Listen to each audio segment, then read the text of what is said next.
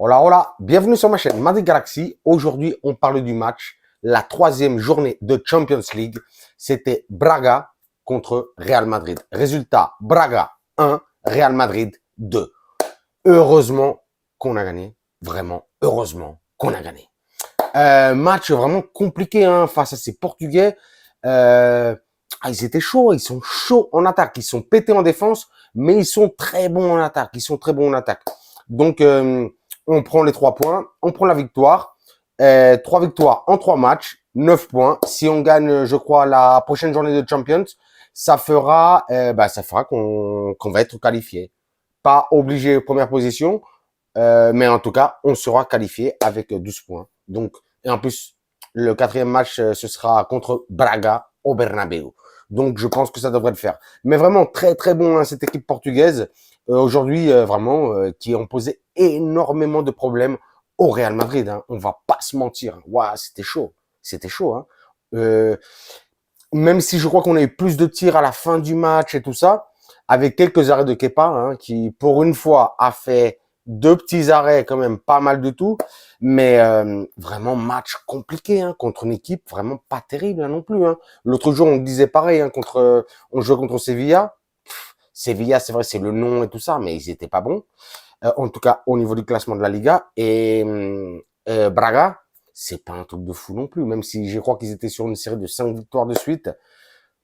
Mais c'est la ligue portugaise, c'est pas ouf. Non, franchement, faut arrêter d'abuser.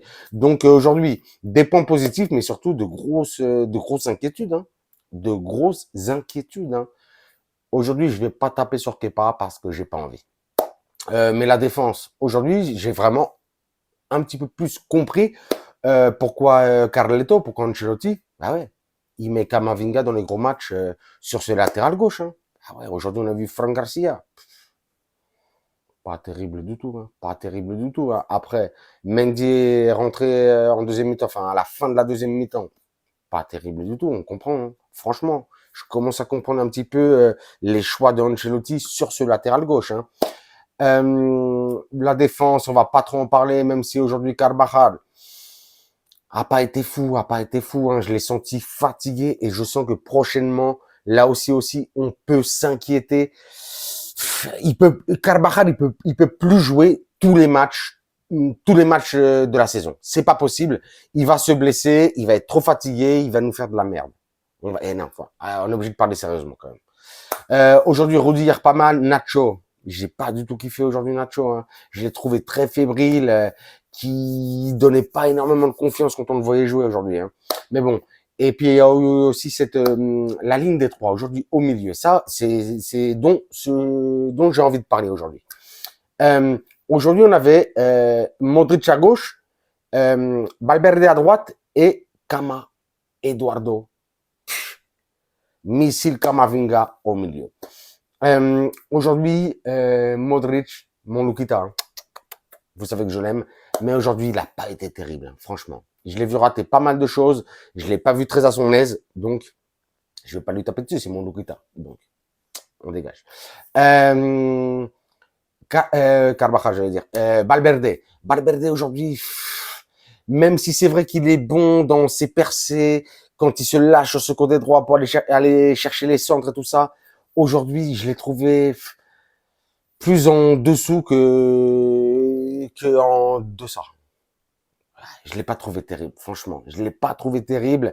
Il sait pas exactement où se positionner, s'il doit plus attaquer que défendre ou être au milieu. Il est un petit peu perdu.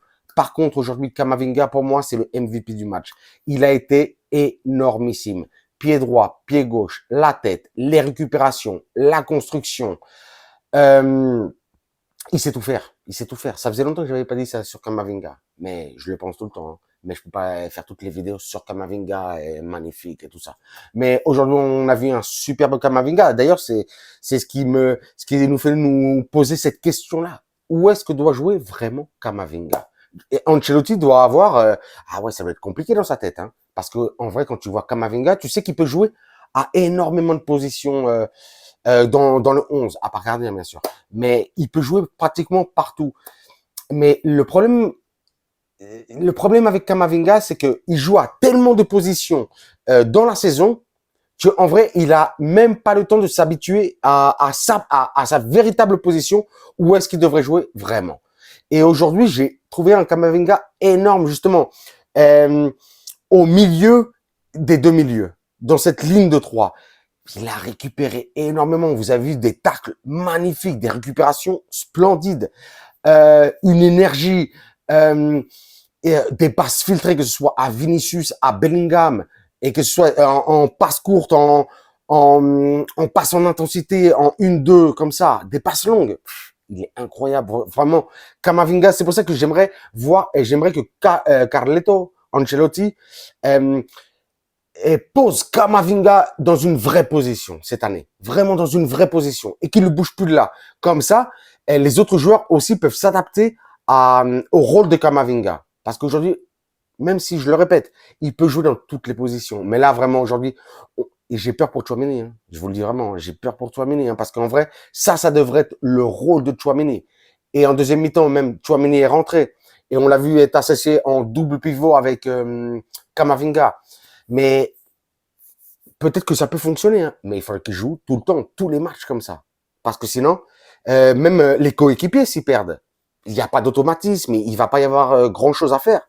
Si tous les matchs Ancelotti nous fait une nouvelle formation, ça va être compliqué. J'aimerais que Carleto vraiment nous fasse un 11 type, et bien sûr qu'il y ait des variantes tactiques, hein. Bien entendu, dans la saison, c'est normal. Hein. Il te manque des joueurs, tu joues contre une certaine équipe qui va être blindée derrière, une autre qui va te laisser jouer avec une pression haute. Il y a beaucoup d'explications, beaucoup de choses à faire. Mais il faudrait vraiment commencer à trouver ce 11 type. Hein. Vraiment, vraiment, vraiment. En attaque aujourd'hui, j'ai trouvé Rodrigo, même s'il a marqué avec un but un petit peu, j'allais dire pas un but de gag, mais bon, il a eu un petit peu de chance pour marquer ce but. Mais ça a fait plaisir. Hein. Ça faisait, je sais pas si 700 minutes ou quelque chose comme ça, c'était marqué qui marquait pas. Donc franchement, ça a fait plaisir quand même qu'il marque. Mais aujourd'hui, je l'ai pas trouvé vraiment décisif. Non. Et il lui manque quelque chose dernièrement. J'ai l'impression qu'il est en dépré. Hein. Franchement, il est en dépression de ouf. Hein. Mais bon, va voir le psychologue ou la psychologue du Real Madrid et anime-toi, énerve-toi, parce qu'on va vraiment avoir besoin de toi, hein, Rodrigo, franchement. En plus, il est bon, on le sait, il est bon. Donc, franchement, un big up à Rodrigo pour, justement, pour lui donner la motivation et lui dire qu'on est tous, en tout cas les vrais Madrilènes, on est tous derrière lui et on lui donne de la force. Bellingham, que dire de Bellingham? Bellingham qui nous a encore claqué un but. Magnifique, magnifique. Franchement, en plus, sur une passe de Vinicius, mais ça, j'en parle après de Vinicius. Superbe but de Bellingham. Hein. T'avais l'impression qu'il reçoit la passe de Vini, il la claque. Allez, je suis à l'entraînement. Waouh, magnifique. Rien à dire, rien à dire. 3 matchs de Champions, 3 buts. Donc, incroyable, incroyable, incroyable, incroyable. Et aujourd'hui, on l'a encore vu... donner énormément d'intensité. Il donne tout, ce joueur. Il est magnifique. Par contre, dommage, là, il est sorti avant la fin du match. On ne sait pas si c'est encore blessure ou pas blessure. Mais il y a le Classico, là, samedi. Hein, donc, un petit peu inquiet. Dernièrement, c'est notre meilleur joueur. Donc, on verra. On verra. On va attendre un petit peu les résultats médicaux du staff du Real Madrid pour voir s'il va pouvoir... arriver au Classico dans les meilleures conditions. Et sinon, on lui souhaitera une prompte récupération. Mais Bellingham, vraiment, on peut pas s'en passer. Aujourd'hui, une fois de plus. Hein. Je le disais l'autre jour, l'énergie qu'il a et tout ça. Mais aujourd'hui, il y a un truc qui m'a fait énormément kiffer. C'est sa communication avec les autres joueurs. Je sais pas si vous avez vu pendant le match. Mais c'est un patron. C'est un patron. Il dit à Vini, vas-y, monte. À Rodrigo, vas-y, redescends. Kama, vas-y, on s'associe, tous. Mais il a 20 piges. Mais il est splendide. Il est splendide. J'ai rien à dire. Moi, j'ai pas trop envie de m'enflammer sur Bellingham, sinon la vidéo, elle va durer 25 minutes. Donc, je m'arrête là. Vinicius! Vini.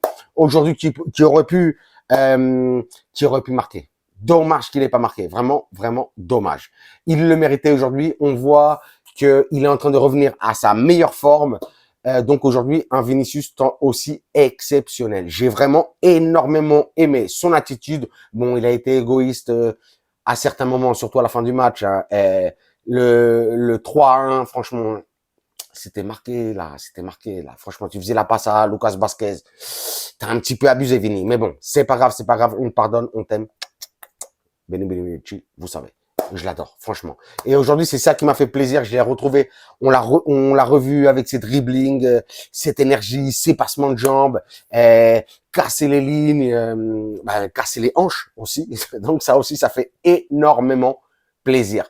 Qu'est-ce que j'allais vous dire aussi rapidement? Aujourd'hui, justement, avec cette feuille de match, les titulaires qu'il y a eu, j'ai l'impression que le milieu de terrain du Real Madrid pour le Classico, il va y avoir Kroos, il va y avoir Camavinga et il va y avoir Tchouaméni. Je sens ça, je sens ça. Et aujourd'hui, Joselu, bien entendu, on l'a pas vu, alors que normalement, il était disposé à jouer, mais bon, il a eu un petit problème, je sais pas si de ventre, une gastro, un délire comme ça. Il a pas pu jouer, mais je pense que lui aussi va jouer titulaire contre le Barça. On verra, on verra, on verra.